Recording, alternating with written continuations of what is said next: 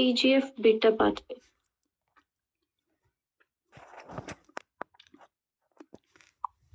TGF beta pathway के बारे में, ठीक है। अब जो आपके पास टीजीएफ है ये कौन सी कैटेगरी में आता है? ये आता है हमारे पास एंजाइम लिंक्ड, ठीक है, रिसेप्टर में, ठीक है। अब जो आपके पास टीजीएफ बीटा है, ठीक है, टीजीएफ की अगर मैं फुल फॉर्म की बात करूं तो क्या आ जाएगा? टीजीएफ होता है हमारे पास ट्रांसफॉर्मिंग ग्रोथ फैक्टर बीटा, ठीक है। टीजीएफ क्या है हमारे पास, यहाँ पे लिख देते हैं। टीजीएफ हो जाएगा मेरे पास ट्रांसफॉर्मिंग ग्रोथ फैक्टर,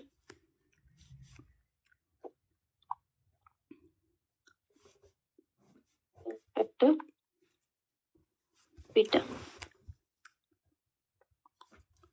ठीक है। बेसिकली अगर मैं बात करूं तो टीजीएफ हमारे पास क्या है? मल्टी फंक्शनल साइटोकाइन है, जो क्या है? बेसिकली प्रोटीन है जो क्या रेगुलेट करेगी एसेंशियल सेलुलर फंक्शन को, जो क्या करती है?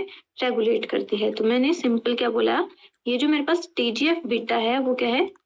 मल्टी फंक्शनल प्रोटीन है, मल्टी फंक्शनल साइटोकाइन प्रोटीन,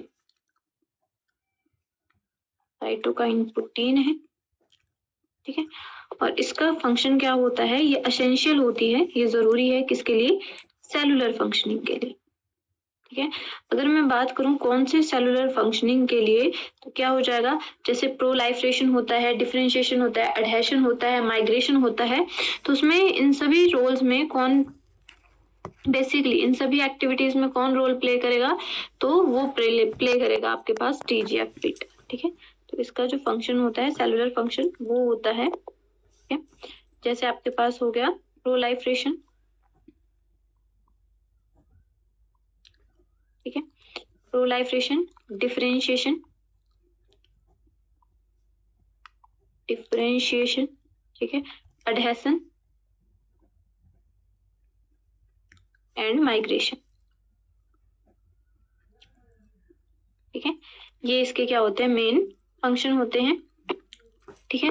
और साथ में इसके साथ साथ ये बेसिकली किस में फंक्शन परफॉर्म करता है? TGF beta, TGF beta function perform करता है एक तो हीलिंग में, ठीक है, अगर डैमेज हो जाए तो हीलिंग में, एंड इम्यून रिस्पॉन्स में भी इसका फंक्शन होता है,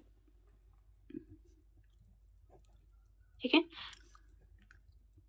अब बेसिकली हमारे पास जो टीजीएफ बीटा है, ठीक है, जब क्या हो जाए, जब ये डिसरेगुलेट हो जाता है, ठीक है, तो हमने क्या बोला कि जो टीजीएफ बीटा है वो किसमें हेल्प करता है? प्रोलाइफरेशन में, ठीक है। जो सेल है उसकी प्रोलाइफरेशन में, मतलब सेल का जो नंबर है उसको बढ़ाने में हेल्प करता है, ठीक है। अब इसमें क्या हो जाए, अगर इसमें डिसफंक्शनिंग हो जाए तो उसकी वजह से क्या होगा? अगर डिसरेगुलेशन हो जाए टीजीएफ बीटा की तो क्या हो सकता है? कैंसर हो सकता है, ठीक है। तो कैंसर प्रोग्रेशन में, और जो फाइब्रोसिस होती है, गांठें पड़ जाती हैं, उसमें क्या करता है? ये हेल्प करता है, क्योंकि क्या हो रहा है? डिवीजन हो रहा है फास्ट।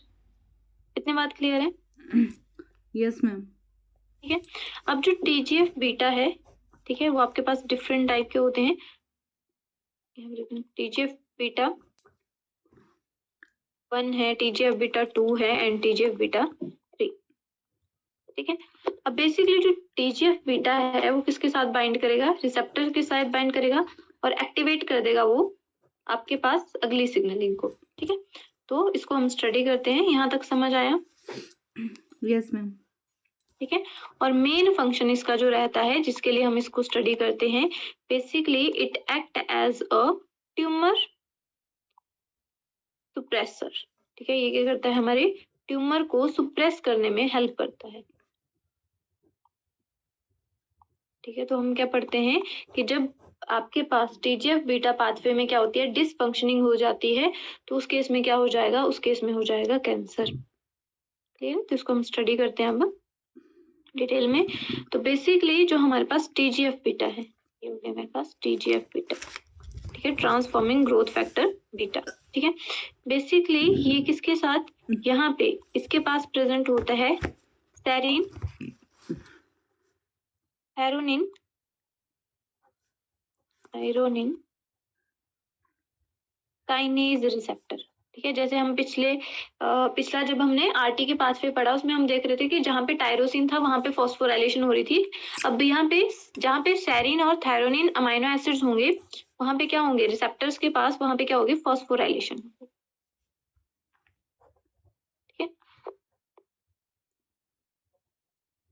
ठीक है, और यहाँ पे भी सेम जैसे आरटी के पाथवे में क्या था कि जो रिसेप्टर है उसके पास क्या थी, इंट्रिंसिक एक्टिविटी थी। यहीं पे यहाँ पे भी सेम चीज होगी कि जो आपके पास टीजीएफ बीटा का जो रिसेप्टर होगा उसके पास कैसी एक्टिविटी होगी, इंट्रिंसिक काइनेज एक्टिविटी होगी। इसके पास भी क्या होगी, इंट्रिंसिक काइनेज एक्टिविटी। मतलब क्या करवा सकता है, ये खुद की फॉस्फोराइलेशन खुद करवा सकता है, इंट्रिंसिक काइनेज एक्टिविटी होगी।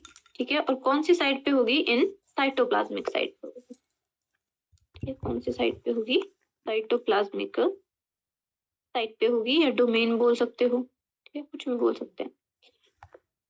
ठीक है, और यहाँ पे जो काइनेज एक्टिविटी होगी वो कहाँ पे होगी, सेरीन और थैरोनिन अमाइनो एसिड्स पे ही होगी काइनेज एक्टिविटी। हम हमेशा यहाँ पे कहाँ पे होगी, सेरीन और थायरोनिन, जहाँ पे अमाइनो एसिड्स होंगे वहीं पे ही काइनेज एक्टिविटी होगी। ठीक है, अब देखो जब हम बात करते हैं उसके बाद हमने क्या बोला, सिंपली हमने देखा कि जो हमारे पास टीजीएफ बीटा है वो क्या फंक्शन करता है, नॉर्मल सा। ठीक है, और कहाँ पे वो क्या होगा, काइनेज एक्टिविटी को शो करेगा। ठीक है, उसके बाद हम मेन फंक्शन, सबसे पहले हम बात कर लेते हैं लाइगेंड की, कि यहाँ पे जो आपके पास लाइगेंड है ये जो प्राइमरी मैसेंजर की तरह कौन एक्ट करेगा। ठीक है, लाइगेंड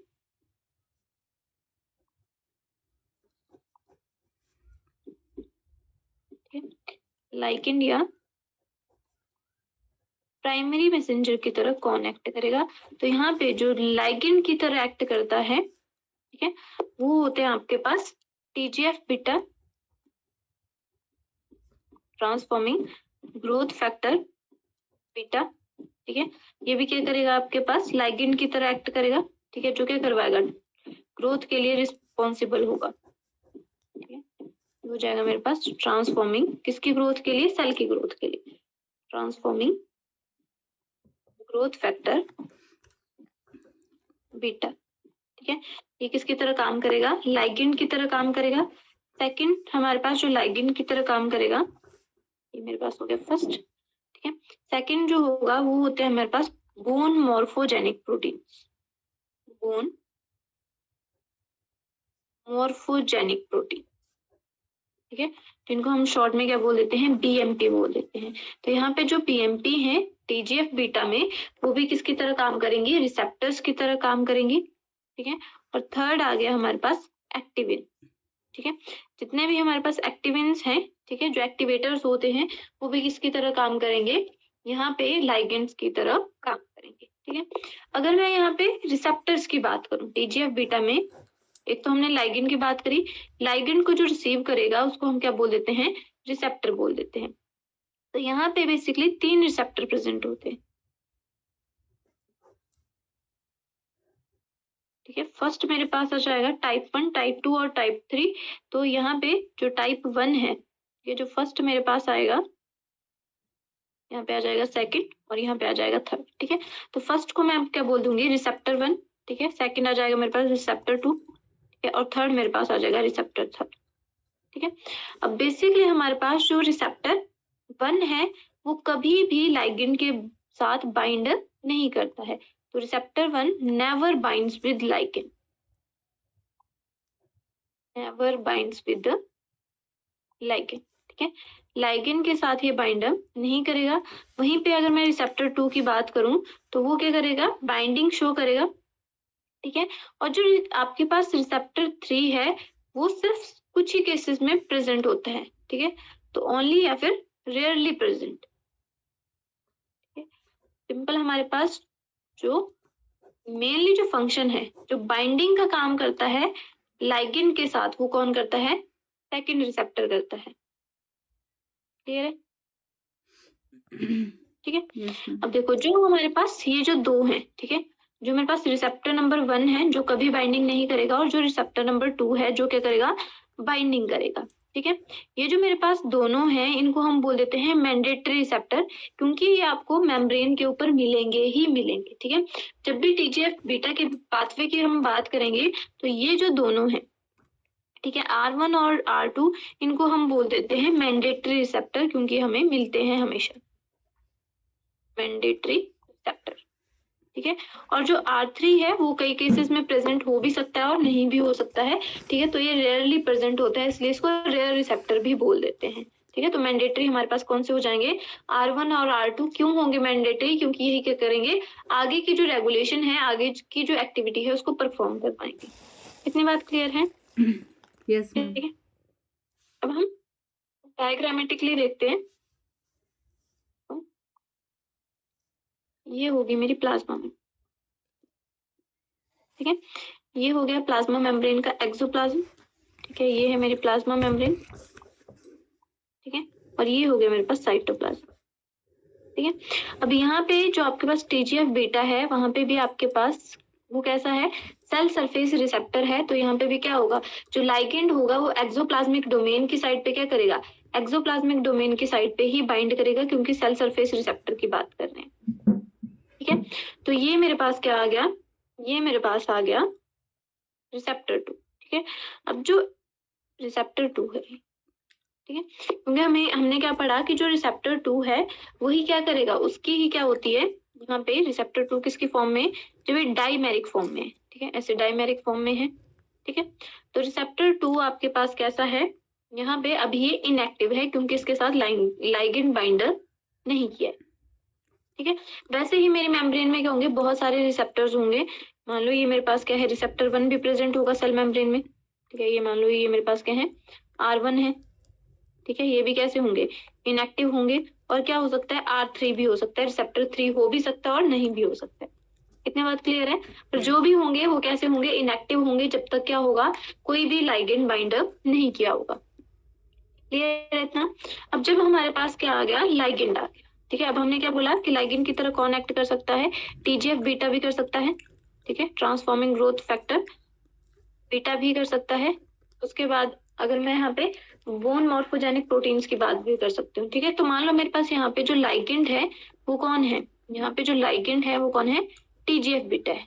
ठीक है, तो TGF बीटा ने क्या कर दिया, बाइंडिंग शो कर दी। तो TGF बीटा ने क्या कर दिया, बाइंडिंग शो कर दी। तो यहाँ पे क्या होगा, ये रिसेप्टर के साथ क्या कर जाएगा, बाइंड कर जाएगा। ठीक है, अब जब यहाँ पे ये रिसेप्टर के साथ बाइंड करेगा, ठीक है, तो हमारे पास जो रिसेप्टर होगा TGF, इसको हम क्या बोल देंगे, TGF बीटा रिसेप्टर, BR।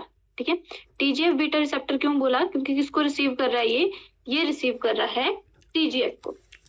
इसको क्या बोल दिया, TGF बीटा रिसेप्टर।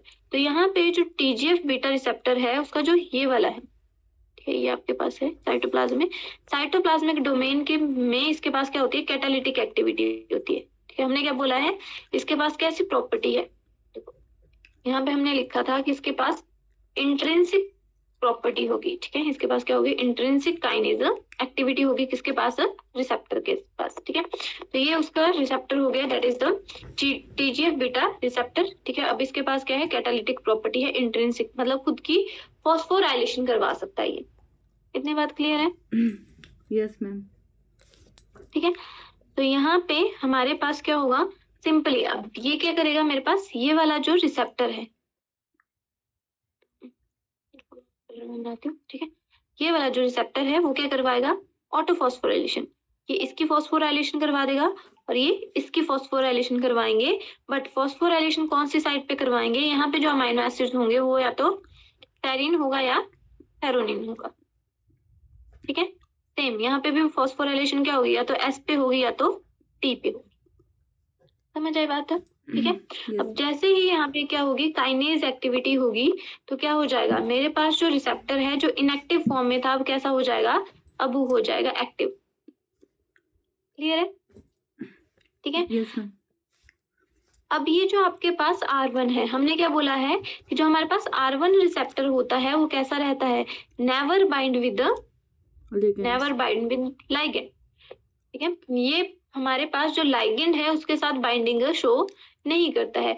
तो इसकी एक्टिवेशन कौन करवाएगा, ये जो आपके पास ये वाला है। ठीक है, तो इसका जो सेरोनिन है वो इसकी एक्टिवेशन करवा देता। तो इसका जो काइनेज वाला है, ये जो इसकी कैटालिटिक एक्टिविटी है, ठीक है, R2 वाले की, वो किसको एक्टिव कर देगा, वो रिसेप्टर 1 को भी एक्टिवेट कर देगा।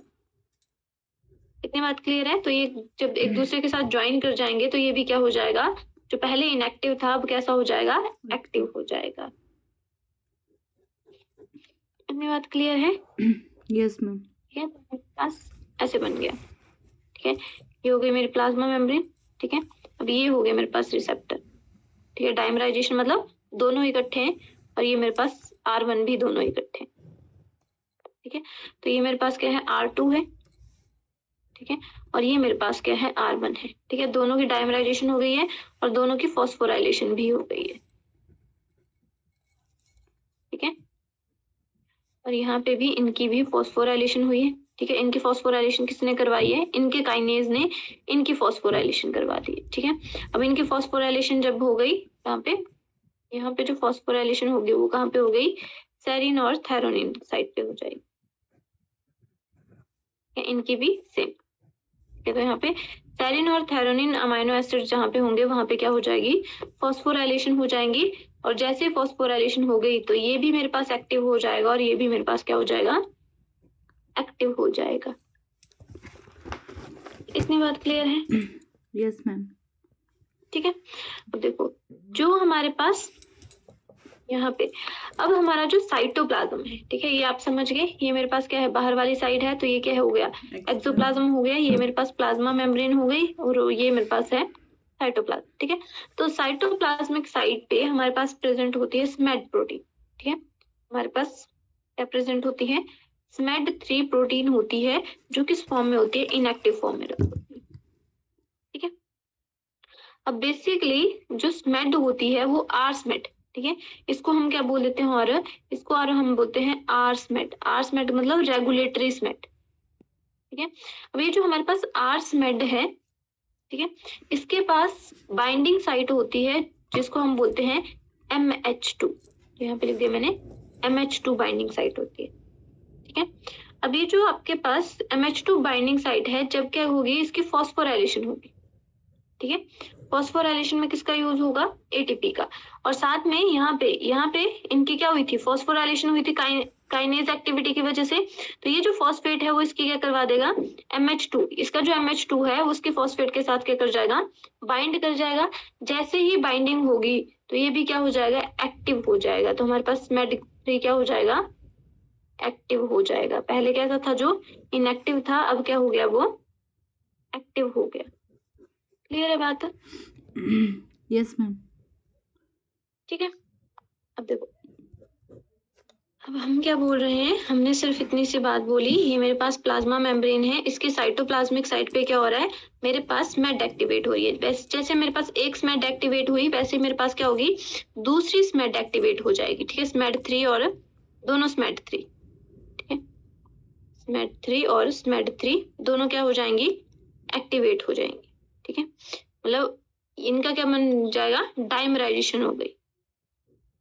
ठीक है, इसको हम बोलेंगे होमोडाइमराइजेशन, क्योंकि दोनों यूनिट्स सेम है। ठीक है, तो यहाँ पे क्या बन जाएगा, होमोडाइमर बन जाएगा। ठीक है, अब इस होमोडाइमर के साथ क्या कर जाएगी, एक और यहाँ पे आपके पास SMAD4 इंटरेक्ट कर जाएगी। ठीक है, ये जो SMAD4 है वो किसकी तरह एक्ट करेगी, कोडाइमर की तरह एक्ट करेगी, मतलब इनकी क्या करेगी, जस्ट हेल्प करेगी। ठीक है, और इसके साथ एक और प्रोटीन अटैच कर जाएगी जिसको हम बोलेंगे इम्पोर्टिन। ठीक है, इम्पोर्टिन बीटा, जो इंपोर्ट करवाएगी, तो इसका नाम क्या है, इम्पोर्टिन बीटा। ठीक है, ये मेरे पास क्या होगी, SMAD4 होगी। ठीक है, अब ये जो इम्पोर्टिन बीटा है वो क्या करवाएगी, ये जो मेरे पास प्रोटीन है उनको माइग्रेट करवा देगी। कहाँ पे माइग्रेट करवा देगी, migrate in a nucleus. Clear है, इतनी बात समझ आई? Yes ma'am. ठीक है, अब जैसे ही न्यूक्लियस में माइग्रेट करेगी। ठीक है, अब ये न्यूक्लियस में माइग्रेट कैसे करवाएगी, क्योंकि हमारे पास ये जो कॉम्प्लेक्स बना, इसके पास क्या होता है, इसके पास होता है NLS। ठीक है, NLS होता है न्यूक्लियर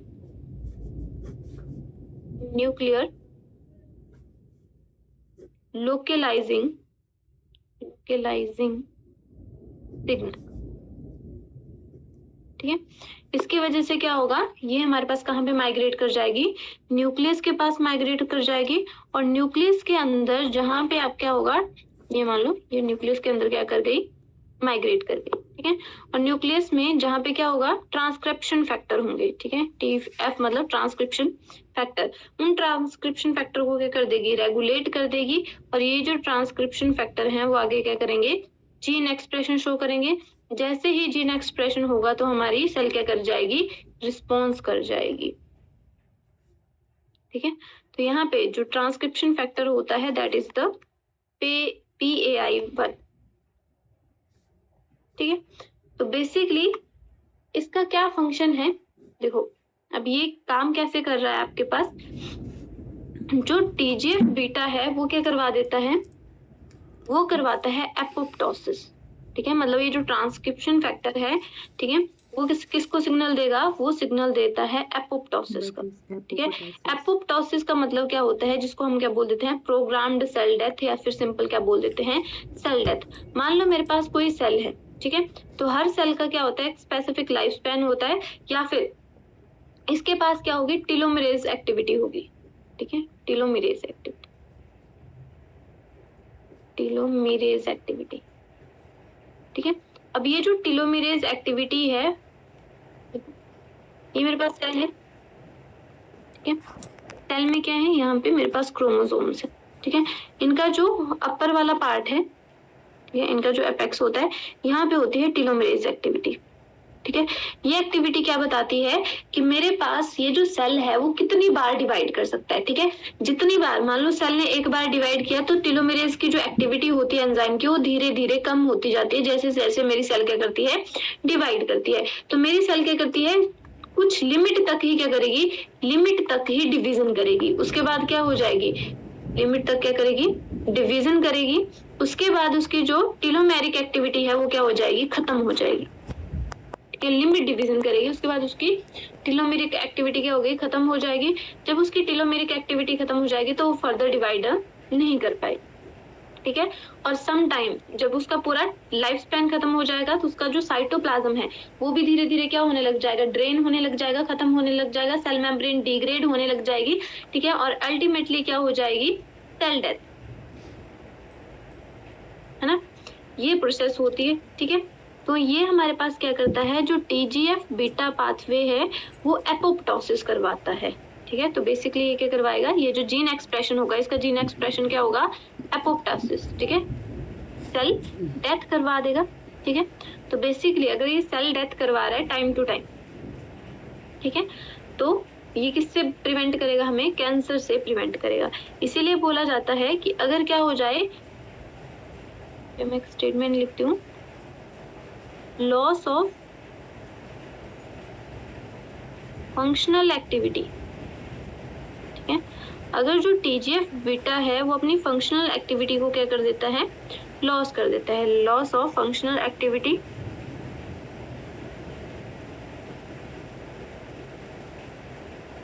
ऑफ TGF बीटा। ठीक है, किसकी वजह से हो गया, ये हमारे पास म्यूटेशन की वजह से अगर क्या हो गई है, फंक्शनल एक्टिविटी लूज हो गई है, तो जो टीलोमेरेज एक्टिविटी होगी वो क्या हो जाएगी, इंक्रीज हो जाएगी। ठीक है, हर डिवीजन के बाद वो इंक्रीज करती रहेगी, तो जो हमारी सेल है वो क्या करेगी, अनलिमिटेड ग्रोथ करेगी, जिसके रिजल्टेंट में क्या हो जाएगा, कैंसर हो जाएगा। इतनी बात क्लियर है? Yes ma'am. एक मिनट वेट करना।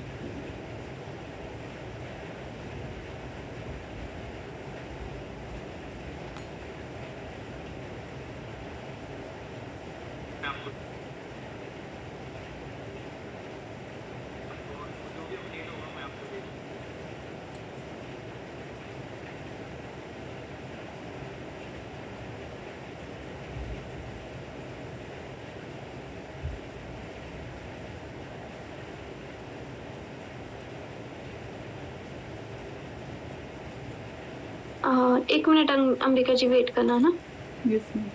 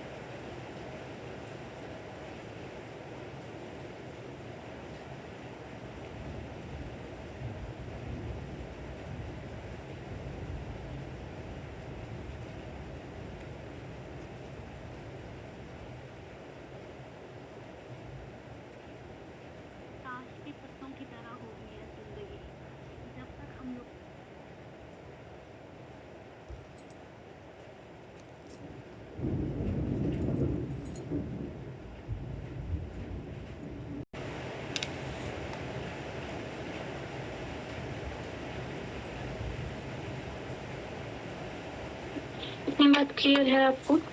या जो हमने पढ़ा वो क्लियर है? Yes ma'am. देखो यहाँ पे हम बात कर लेते हैं रेगुलेशन की, फिर मैं फुल फॉर्म्स लिखती हूँ जो हमारे पास आएंगी, ठीक है, इकट्ठे ही लिख दूंगी मैं। अब यहाँ पे हम बात करते हैं रेगुलेशन ऑफ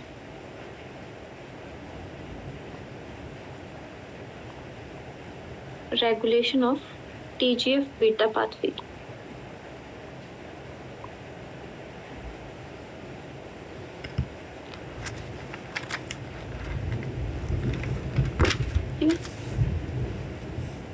अब यहाँ पे सिंपल सा है, आपको समझ आ गया कि जो आपके पास क्या होता है, ऐसे एक्टिवेशन हो रही है, ठीक है, कैसे कैसे एक्टिविटी हो रही है, ठीक है।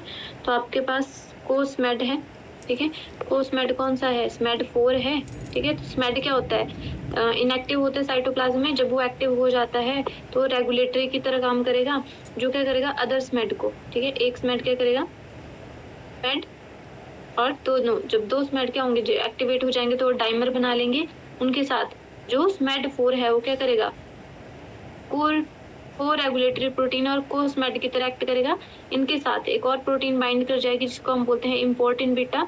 अब इसके पास क्या होता है, NLS होता है, NLS हम बोलते हैं न्यूक्लियर लोकलाइजिंग सिग्नल, जो क्या करेगा इनको न्यूक्लियस के पास लेके जाएगा, ठीक है। अब ये जब न्यूक्लियस के पास माइग्रेट कर जाएंगे तो वहां पे क्या होगा, ट्रांसक्रिप्शन फैक्टर होगा, जो क्या करेगा PI जीन को क्या करेगा, रेगुलेट करेगा, जिसकी वजह से जीन एक्सप्रेशन आएगा। एज अ रिजल्टेंट हमारे पास जो मेरे पास सेल है, सेल की जो टेलोमेरेज एक्टिविटी है वो धीरे धीरे डिक्रीज होती जाएगी। एज अ रिजल्टेंट जो सेल होगी वो कुछ ही डिवीजन करेगी, उसके बाद वो क्या कर जाएगी, उसकी डेथ हो जाएगी, फिर वो डिवाइड नहीं कर सकते, ना ही वो फर्दर ग्रोथ कर सकती है, ठीक है। ये पढ़ा हमने। अब देखो अगर हम बात करते हैं रेगुलेशन की, तो रेगुलेशन कैसे होती है, अभी ये मेरे पास आ गई प्लाज्मा मेम्ब्रेन, ठीक है, सिंपल है आपके पास प्लाज्मा मेम्ब्रेन, बाकी प्रोसेस सेम है। सिंपल मैं आपको बताती हूँ न्यूक्लियस से, ठीक है, बाकी हमारे पास क्या है, सेम ही चीज चल रही है, ठीक है। अब जब क्या है आपके पास, ये मेरे पास स्मेड 3, ये भी मेरे पास स्मेड 3 है। अब ये जो दो स्मेड हैं वो किसके साथ इंटरेक्ट करती हैं, इनको एक्टिवेट करने के लिए हमने बोला हमें इसकी नीड होती है, हमें कोस्मेड की नीड होती है, जिसको हम बोलते हैं स्मेड 4। ये मान लो मेरे पास क्या हो गया, स्मेड 4, MAD 4 हो गया, स्मेड 4, ये मेरे पास है स्मेड 3, और ये भी मेरे पास क्या है, स्मेड 3 प्रोटीन है, ठीक है। अब बेसिकली क्या करते हैं, ये बाइंड करते हैं एक दूसरे से के साथ, पर अगर ये क्या करें, बाइंड ना करें, ठीक है, अगर इनके बीच में जब क्या प्रेजेंट आ जाता है, जब इनके बीच में स्काई प्रोटीन आ जाती है, ठीक है, या फिर इनके बीच में स्नॉन प्रोटीन आ जाती है, SNON, ठीक है, तो उस केस में क्या होता है, ये इसके साथ जो स्मेड 3 है वो स्मेड 4 के साथ क्या करता है, इंटरेक्ट नहीं कर पाता है। एज अ रिजल्टेंट जो आपके पास ये कॉम्प्लेक्स रहेगा वो कैसा रहेगा, इनएक्टिव रहेगा, इसकी एक्टिवेशन नहीं हो पाएगी, क्लियर है, ठीक है। अब जब इसकी एक्टिवेशन नहीं होगी तो फर्दर ये किसको एक्टिवेट नहीं कर सकता, तो फर्दर ये मेरा जो न्यूक्लियस है, ठीक है, न्यूक्लियस के अंदर क्या है, न्यूक्लियस के अंदर ट्रांसक्रिप्शन फैक्टर है, ठीक है, न्यूक्लियस के अंदर DNA है, DNA के पास क्या है, जीन है, तो मान लो ये मेरे पास जीन है, कौन सी जीन की बात हो रही है यहाँ पे, PAI1 जीन की बात हो रही है, जो क्या करती है, बेसिकली ट्रांसक्रिप्शन करवाती है हमारे पास, ठीक है। तो यहाँ पे अगर ये प्रेजेंट नहीं है, अगर ये एक्टिव नहीं है, तो यहाँ पे इसकी क्या होगी, यहाँ पे इसकी ये जो जीन है उसकी एक्टिवेशन नहीं होगी, समझ आया, ठीक है। तो एज ए रिजल्टेंट अगर इसकी एक्टिवेशन नहीं होगी तो क्या होगा, पहले क्या कर रही थी, रेगुलेट कर रही थी सेल की ग्रोथ को, कि लिमिटेड ही ग्रोथ होनी चाहिए, लिमिटेड ही डिवीजन होने चाहिए, उसके बाद सेल क्या कर जाएगी, धीरे धीरे डेड हो जाएगी। बट अगर क्या हुआ, अगर इस जीन की एक्टिविटी खत्म हो गई तो मेरे पास क्या होगा, बताओ, जो जीन रेगुलेशन है वो अच्छे से, जो जीन का एक्सप्रेशन है, ठीक है, ये क्या कर रही थी, बेसिकली मेरे पास टेलोमेरेज एक्टिविटी को डिक्रीज कर रही थी, जैसे जैसे सेल डिवीजन हो रहा था। अगर ये काम नहीं करेगी तो टेलोमेरेज एक्टिविटी क्या रहेगी, ज्यादा रहेगी। अगर टेलोमेरेज एक्टिविटी ज्यादा रहेगी तो हमारे पास क्या होगा, सेल डिवीजन ज्यादा होगा, हाँ, ठीक है। तो आपके पास रेगुलेशन, अब जब ठीक है, OTP हो गया, बोल लो,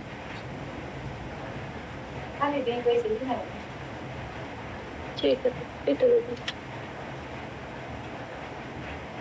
ठीक है। तो ये आपके पास क्या करेगा, रेगुलेशन। साथ में क्या करता है, अगर ये इनएक्टिव रहेगी, ठीक है, तो ये आपके पास फर्दर एक्टिविटी परफॉर्म नहीं कर पाएगी, मतलब ट्रांसक्रिप्शन फैक्टर नहीं ये उसके लिए रिस्पॉन्सिबल होगी। इसीलिए हम इसको क्या बोल देते हैं, जो मेरे पास स्काई है, ठीक है, स्काई और जो स्नॉन है, ठीक है, इनको हम क्या बोल देते हैं, इनको हम बोल देते हैं ऑन्कोप्रोटीन। क्या बोल देते हैं इनको हम बोलते हैं ऑन्कोप्रोटीन। ऑन्को क्या होता है, जैसे ऑन्कोजीन्स होनी होंगी आपने, कैंसर ठीक है। ऑन्कोजीन्स वो जीन होती हैं जो क्या करती हैं, कैंसर काउज करती हैं, ठीक है। तो इनको हम क्या बोलते हैं, ऑन्कोप्रोटीन बोल देते हैं, जो क्या करती हैं, कैंसर काउजिंग प्रोटीन बोल दिया। समझ आए क्यों बोला? Yes ma'am. क्योंकि क्या हो रहा है, ये इनएक्टिवेट कर रही है इस कॉम्प्लेक्स को। अगर इनएक्टिवेशन होगी तो टेलोमेरेज एक्टिविटी ज्यादा होगी, टेलोमेरेज एक्टिविटी ज्यादा होगी तो सेल का डिवीजन क्या होगा, ज्यादा होगा। अगर सेल डिवीजन ज्यादा होगा, डिवीजन ज्यादा का मतलब कैसा है, अनकंट्रोल्ड डिवीजन है, नीड भी नहीं है, फिर भी क्या हो रहा है, कॉन्टिन्यूटी में डिवीजन हो रहा है। तो इसी को हम क्या बोल देते हैं, अनकंट्रोल्ड या unlimited division of cell is known as a cancer. इसी को हम क्या बोल देते हैं, कैंसर बोल देते हैं। तो हमारे पास ऑन्कोजीन्स कौन सी हो जाती हैं, वो हो जाती हैं आपके पास स्काई और स्नॉन, ठीक है, जो क्या करती हैं, तो यहाँ पे लिख देती हूँ मैं, फंक्शन ऑफ स्काई और स्नॉन। कैसे आपको समझ आ गया होगा आई होप, ठीक है। तो ये बेसिकली क्या करती हैं, they disturb the interaction, they disturb the interaction, ठीक है, किसके बीच के इंटरेक्शन, बिटवीन SMAD3 एंड 4, ठीक है, 3 एंड 4 SMAD, 3 एंड 4 SMAD मैंने एक साथ में लिख दिया ना, ठीक है। तो जिसकी वजह से क्या होगा, आपके पास ऐसा इम्पैक्ट होगा, एज अ रिजल्ट कैंसर हो जाएगा। क्लियर है इतनी बात? Yes ma'am. अब यहाँ पे हम लिख लेते हैं कुछ डेफिनेशंस, सॉरी फुल फॉर्म्स।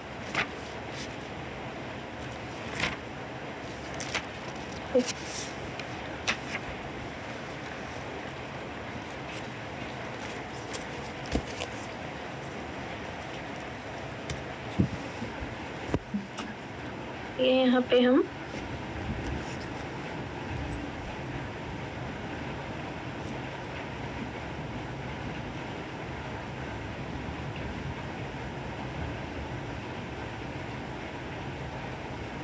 यहाँ पे मेरे पास क्या हो जाएगा, यहाँ पे मेरे पास आ जाएगा SMAD, ठीक है। अगर मैं SMAD बात करूं तो क्या है आपके पास, वो इंट्रासेलुलर प्रोटीन्स हैं। ये हमें पता होना चाहिए कि SMAD हमारे पास कहाँ पे मिल रही है, सेल के अंदर मिल रही है, तो क्या है, ये इंट्रासेलुलर प्रोटीन है, ठीक है। अब ये जो हमारे पास SMAD है वो किसकी तरह एक्ट करती है, ये मेरे पास प्राइमरी सिग्नल ट्रांसड्यूसर की तरह एक्ट करती है, ठीक है। जो किसकी तरह एक्ट करेगी, act as a primary signal transducer, ठीक है। ये फर्दर सिग्नल को क्या करती है, ट्रांसड्यूस करवाती है, ठीक है। और कहाँ पे करवाएगी, TGF बीटा रिसेप्टर्स के पास, ठीक है, उस पाथवे में करवाएगी, ठीक है। और ये क्या करेगी, मेरे पास सिग्नल को कैरी करेगी सेल मेम्ब्रेन से, ठीक है। सेल मेम्ब्रेन के बाद सॉरी जो साइटोप्लाज्म है, ठीक है, सेल मेम्ब्रेन पे जो रिसेप्टर है वहां से सिग्नल को रिसीव करेगी, क्योंकि SMAD ने सिग्नल को कहाँ से रिसीव किया, सेल मेम्ब्रेन रिसेप्टर से रिसीव करेगी ये सिग्नल को, ठीक है। और कहाँ पे लेके जाएगी, ये लेके जाएगी न्यूक्लियस के पास। इतनी बात क्लियर है? इसको लेके जाएगी, ये सिग्नल को लेके जाएगी, ठीक है। तो यहाँ पे हमारे पास SMAD की फुल फॉर्म होती है, वैसे आपको डायरेक्टिव बोला जाएगा, ठीक है। SMAD आप जहाँ पे भी देखोगे आपको SMAD लिखा हुआ मिल जाएगा, ऐसे ही हम इनको बोल देते हैं, ठीक है। यहाँ पे जो SMA है, ठीक है, तो बेसिकली ये किसको रिप्रेजेंट कर रहा है, स्मॉल को रिप्रेजेंट कर रहा है, ठीक है। और जो MAD है वो रिप्रेजेंट करता है मदर अगेंस्ट डी पेंटेलेजी को, ठीक है। तो यहाँ पे मैं लिखवा देती हूँ, वैसे इसका रोल है नहीं वैसे, क्योंकि आपको फुल फॉर्म कभी नहीं पूछेंगे। SMAD की फुल फॉर्म होती है small mothers against D cap Paintal प्लेजिक।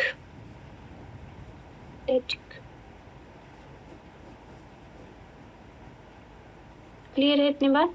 तो बेसिकली आपको सिर्फ इतना सा पता होना चाहिए जो स्मेड है, ठीक है, ये जो इसका फंक्शन है, ये क्या है, इंट्रासेलुलर प्रोटीन है, ठीक है, जो क्या कर रही है, प्राइमरी सिग्नल ट्रांसड्यूसर की तरह एक्ट करेगी, सिग्नल को इंट्रोड्यूस करवाएगी, ठीक है, और यहाँ पे जो सिग्नल होगा उसको सेल मेम्ब्रेन रिसेप्टर से कहाँ पे लेके जाएगी, न्यूक्लियस तक लेके जाएगी, ठीक है। और जो हमारे पास रिसेप्टर रेगुलेटर होते हैं स्मेड के, ठीक है, वो क्या करेंगे, आपके पास बेसिकली एक्टिवेशन करवाते हैं। स्मेड हमने पढ़ा, यहाँ पे हम जिन स्मेड्स की बात करें वो स्मेड 3 की बात करें, ठीक है, वैसे आपके पास डिफरेंट स्मेड होते हैं, स्मेड 1 होता है, 2 होता है, ठीक है, तो यहाँ पे हम किसकी बात करते हैं, और जो आपके पास यहाँ पे हमने किसकी बात करी, एक तो हमने स्मेड 3 की बात करी, दूसरा हमने बात करी स्मेड 4 की, है ना। तो यहाँ पे जो स्मेड 4 है वो किसकी तरह काम करता है, कोस्मेड्स की तरह काम करता है, यही बोला हमने, ठीक है। अब देखो जो कोस्मेड होगा उसको हम बोलते हैं को मतलब कॉमन पार्टनर, ठीक है, जो क्या करेगा, हेल्प करेगा, जो मेरे पास डाइमर होंगे ना, स्मेड 3 और स्मेड 3, ठीक है, दो जो डाइमर होंगे उनके साथ कनेक्टिविटी करके वो कॉम्प्लेक्स बनाने की कोशिश करता है, ठीक है, तो कॉम्प्लेक्स बनाता है और क्या करवाता है, उन दोनों को भी एक्टिव करवाता है, उनकी फंक्शनिंग को रेगुलेट करता है। क्लियर है इतना?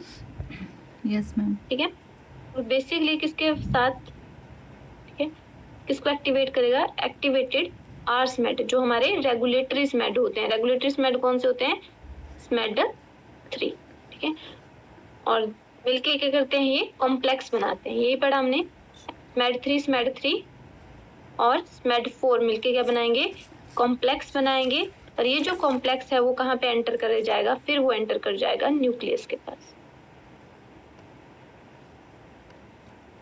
ठीक है।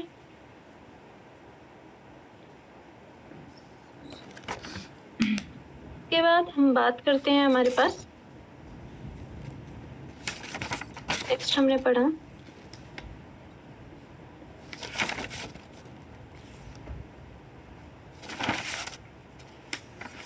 ठीक है, एक हमने पढ़ा PAI, है ना, जो हमारे पास यहाँ पे जो जीन को एक्टिवेट करते हैं, वो किस जीन को एक्टिवेट करते हैं, हमने बोला PAI जीन को क्या करते हैं, PAI1 जीन को एक्टिवेट करते हैं, ठीक है। तो PAI जीन क्या होता है हमारे पास, प्लाज्मोजेनिक एक्टिवेटर इनहिबिटर, प्लाज्मो थोड़ा सा जैसे लिखती हूँ में, प्लाज्मिनोजन एक्टिवेटर इनहिबिटर 1, ठीक है। अब जो PAI जीन है उसको हमने क्या बोल दिया, प्लाज्मिनोजन एक्टिवेटर इनहिबिटर जीन। अब ये जो क्या करेगी, ये करवाएगी, टाइम टू टाइम ये एक्टिवेशन भी करवाती है और इनहिबिशन भी करवाती है, ठीक है। जब इसके साथ जो हमारे पास स्मेड 3 है और स्मेड 4 है, ठीक है, जब वो ज्वाइन करते हैं तो क्या करवा रहे हैं, वो एक्टिवेशन करवा रहे हैं।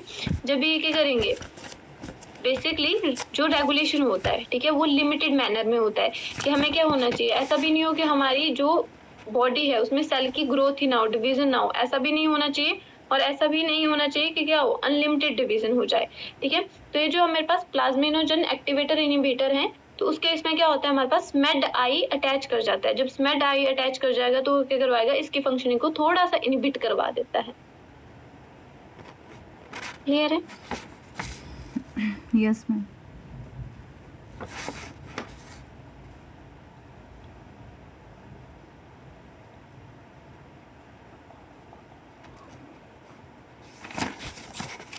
ठीक है, इतना क्लियर है आपको जितना हमने करा। नेक्स्ट बात करें। Yes ma'am. ठीक है, नेक्स्ट हम बात करते हैं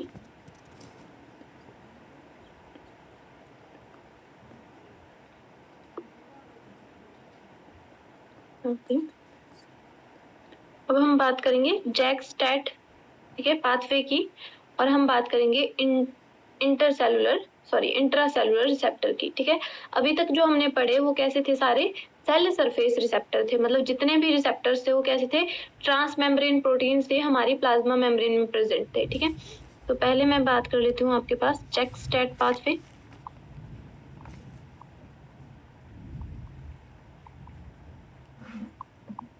पाथवे की, ठीक है, फिर हम बात करेंगे किसकी, इंट्रासेलुलर रिसेप्टर की। ठीक है, अब जो मेरे पास जैक स्टैट पाथवे है, ठीक है, जैक स्टैंड फॉर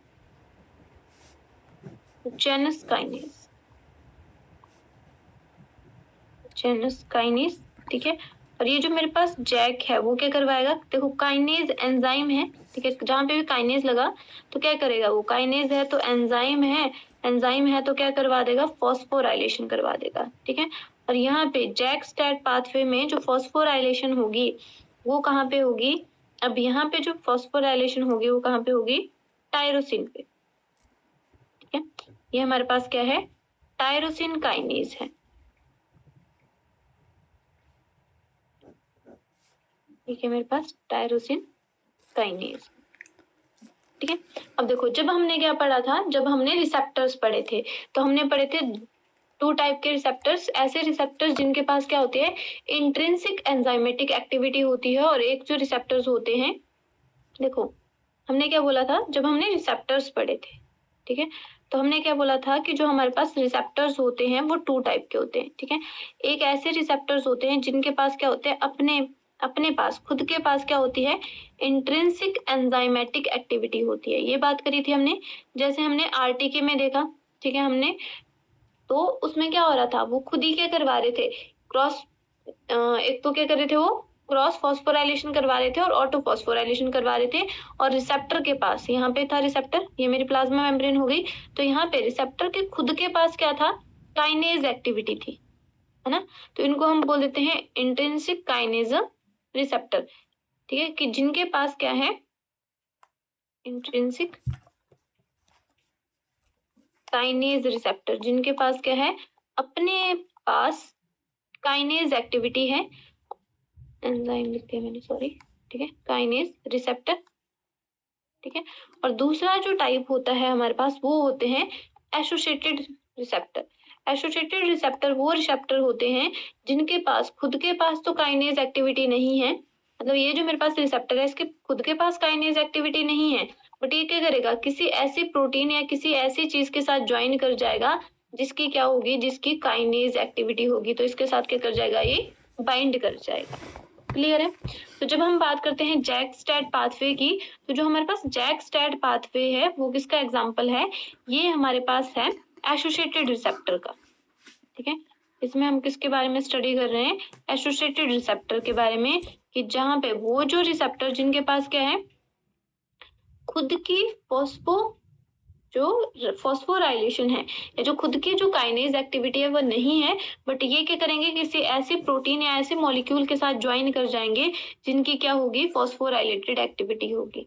क्लियर है, ठीक है, अब ये हो गया मेरे पास प्लाज्मा मेम्ब्रेन। ठीक है, ये हो गई हमारी प्लाज्मा मेम्ब्रेन, ये हो गया हमारा एक्सोप्लाज्म, ठीक है, और ये हो गया मेरा साइटोप्लाज्म। ठीक है, तो यहाँ पे हमारे पास क्या होगा, यहाँ पे हमारे पास रिसेप्टर है। ठीक है, अब ये जो रिसेप्टर है,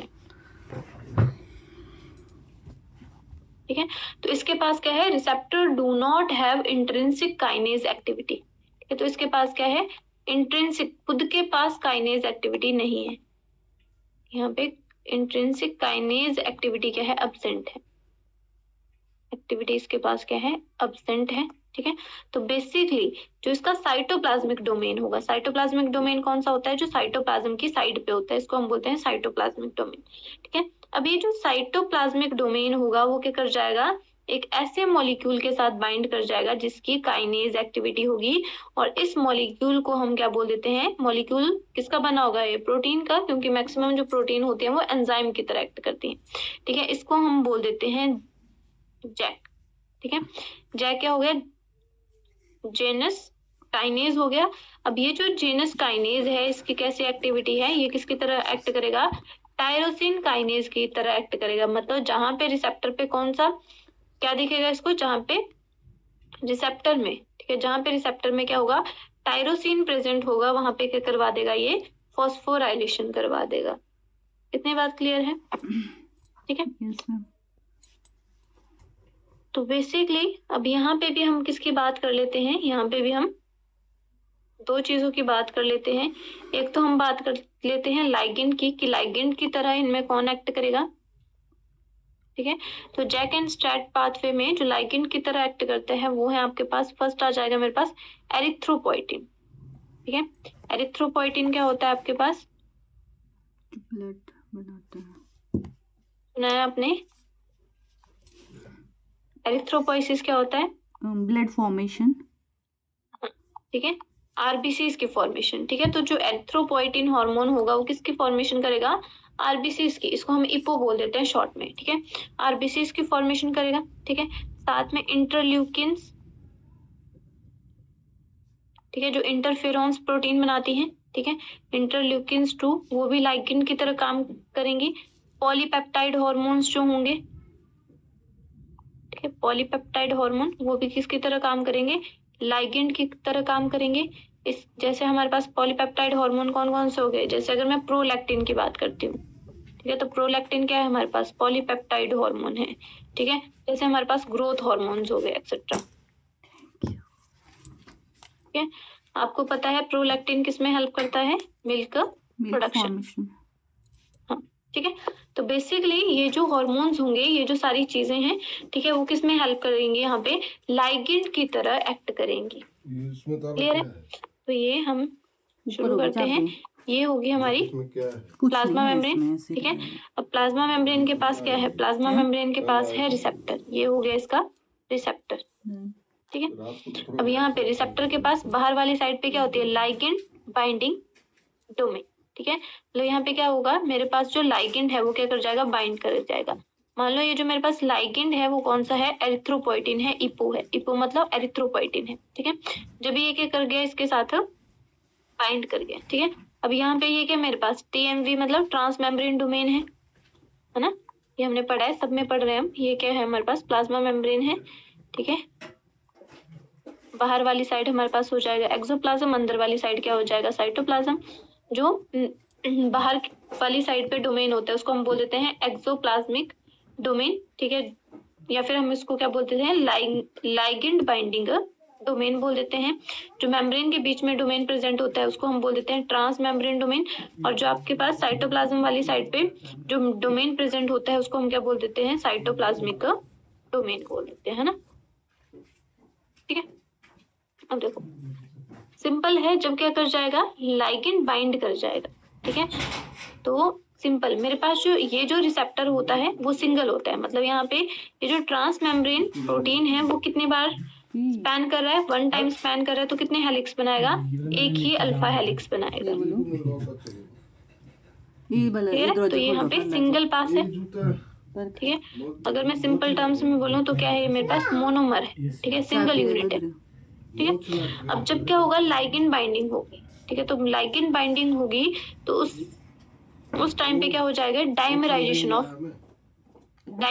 होगी, मतलब जो दो रिसेप्टर होंगे वो एक दूसरे के साथ बाइंड कर जाएंगे, डाइमराइजेशन ऑफ रिसेप्टर्स होगी। जब क्या होगी मेरे पास, कौन बाइंड कर गया, जब लाइगेंड बाइंड कर गया।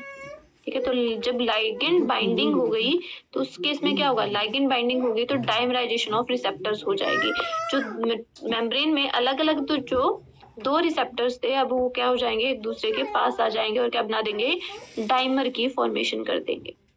ठीक है, तो यहाँ पे क्या हो जाएगी, यहाँ पे हो जाएगी डाइमराइजेशन। इसकी डाइमराइजेशन हो गई, रिसेप्टर्स की डाइमराइजेशन हो गई। इतनी बात क्लियर है?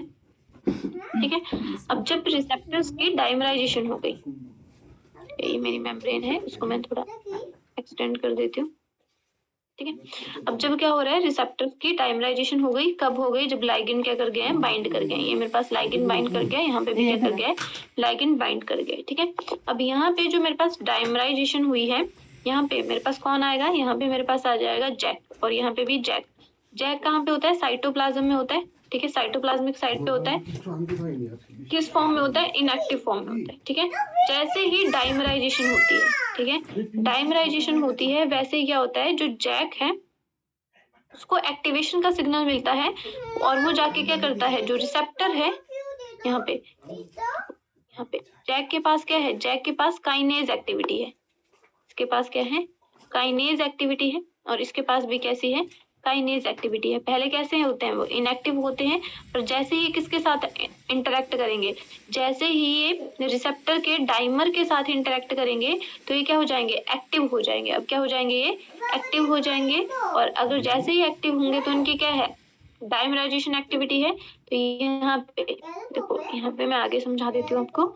ये मेरे पास क्या हो गया, रिसेप्टर, ये भी मेरे पास क्या हो गया, रिसेप्टर, डाइमराइजेशन हो चुकी है, ठीक है। तो क्या कर जाएंगे, ये जो जैक है पहले इनएक्टिव फॉर्म में थे, अलग थे, अब किसके साथ बाइंड कर जाएंगे, अभी मेरे पास रिसेप्टर के साथ बाइंड कर जाएंगे। कौन बाइंड कर गया, जैक, ठीक है, जिनके पास क्या है, काइनेज एक्टिविटी है। अब जैसे ही जैक रिसेप्टर के साथ बाइंड कर गए, तब ये क्या करवा देंगे, पॉलीमर फॉस्फोराइलेशन करवा देंगे, किसकी, ये जैक इसकी और ये जैक इसकी, मतलब यहाँ पे क्या होगी, ऑटो फॉस्फोराइलेशन होगी। कहाँ पे होगी, कौन से अमाइनो एसिड की साइड पे, जहाँ पे टायरोसिन प्रेजेंट होगा, तो वहां पे क्या बना देंगे, फॉस्फोटायरोसिन बना देंगे, ठीक है। और टायरोसिन बनाने के लिए किसका यूज किया जाता है, एटीपी, एनर्जी लगेगी यहाँ पे, ठीक है, एटीपी का यूज किया जाएगा, ठीक है। एटीपी को किस में कन्वर्ट कर देंगे, एडीपी प्लस इनऑर्गेनिक फॉस्फेट में, और इस इनऑर्गेनिक फॉस्फेट से क्या करवाते हैं हम, फॉस्फोराइलेशन करवाते हैं। इतनी बात क्लियर है, यस मैम। ठीक है। सेम जैसा यहाँ पे हो रहा है, सेम वैसा ही कहाँ पे हो रहा है, यहाँ पे भी हो रहा है, ठीक है। यहाँ पे हम क्या बना रहे हैं, एडीपी प्लस इनऑर्गेनिक फॉस्फेट बना रहे हैं। कैसे बन रहा है, क्योंकि किसका यूज हो रहा है, यहाँ पे भी एटीपी का यूज हो रहा है, और ये क्या करवा देगा, ये इसकी फॉस्फोराइलेशन करवा रहा है और ये इसकी फॉस्फोराइलेशन करवा रहा है, ठीक है। तो यहाँ पे क्या हो गई, सिंपल टर्म्स में अगर मैंने 2 वर्ड्स में लिखना हो तो मैं लिख सकती हूँ, यहाँ पे क्या हुई, क्रॉस फॉस्फोराइलेशन,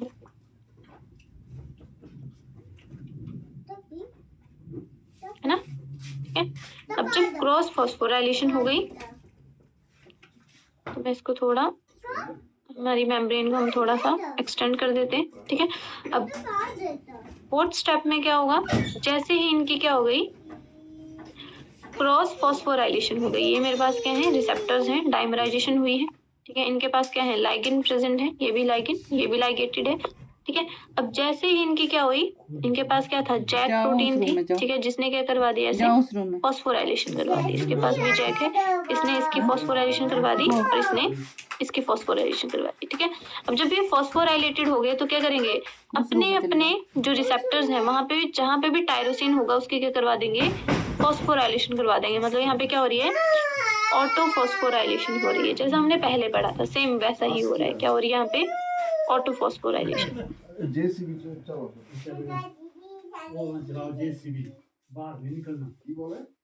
ठीक है।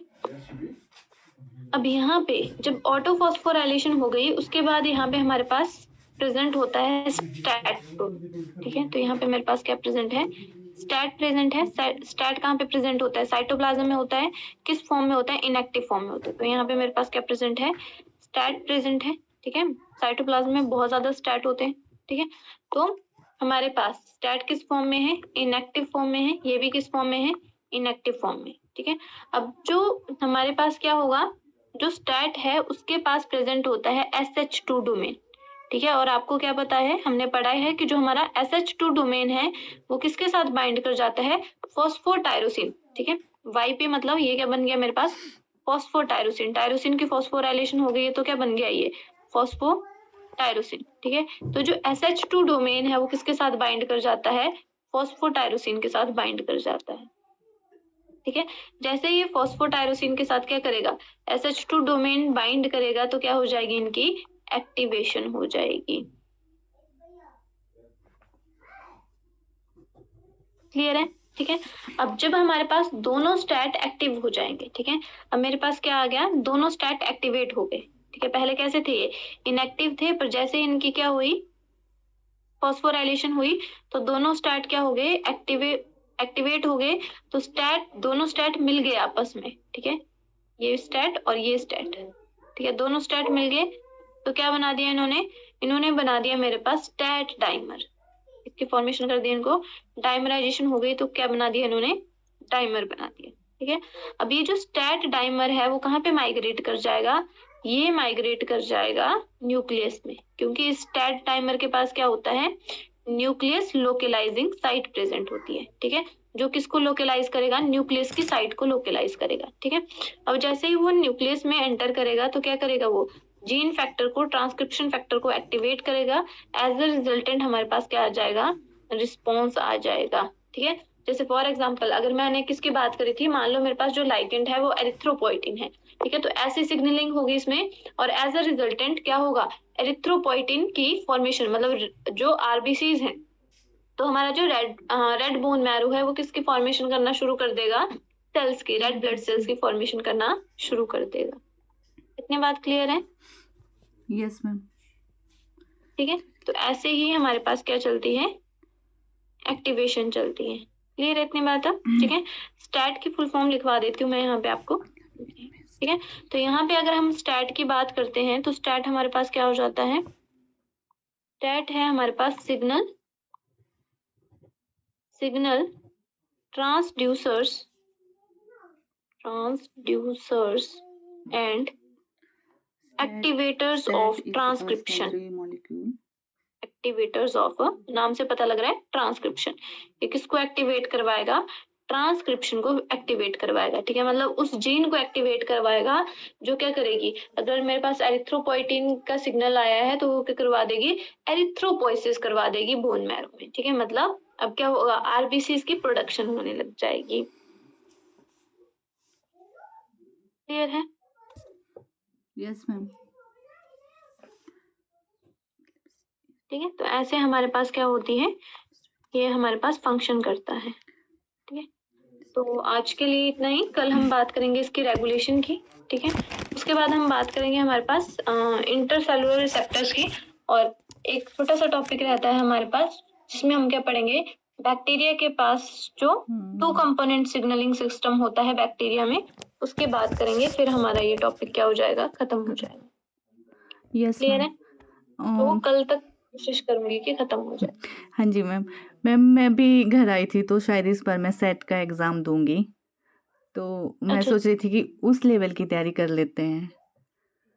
अच्छा, सेट के अकॉर्डिंग चलना है आपका? हाँ जी, ओके ओके, मतलब तो ये फिर ठीक हम है, मतलब जैसे पर ये जैसे लेंथी है ना बहुत ज़्यादा। हाँ, सेट में नहीं आएगा इतना ज्यादा आपको, हाँ सेट जी। में आपको थोड़ा सा डायरेक्ट चीजें आएंगी कि नॉर्मल, और जैसे जैसे हमें पीजीटी वाले एग्ज़ाम होते हैं इसके बायो के, तो उनका लेवल कैसा होता है? मैंने तो नहीं दिया अभी तक लास्ट टाइम भी नहीं अच्छा, दिया था। हाँ जी। उनका लेवल हमारे पास नेट से कम ही होगा, ठीक है,